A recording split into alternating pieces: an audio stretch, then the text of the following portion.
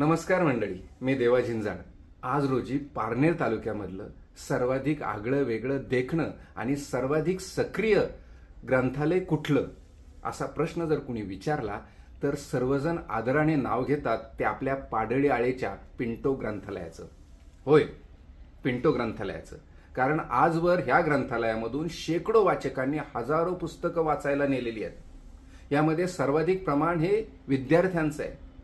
विशेष म्हणजे एखादी बाई रानात कामाला जाता जाता सहज ग्रंथालयात चक्कर मारते, तिच्या आवडीचं पुस्तक वाचायला घेऊन जाते. हा फार मोठा सुखावणारा बदल आहे, ही क्रांती असं मला वाटतं. कारण ज्यावेळेस मला हा प्रश्न पडतो की ह्या गावात ग्रंथालय सुरूच झालं नसतं तर ह्या माणसांनी वाचलं काय असतं, त्यांना कुणी पुस्तकं दिली असती.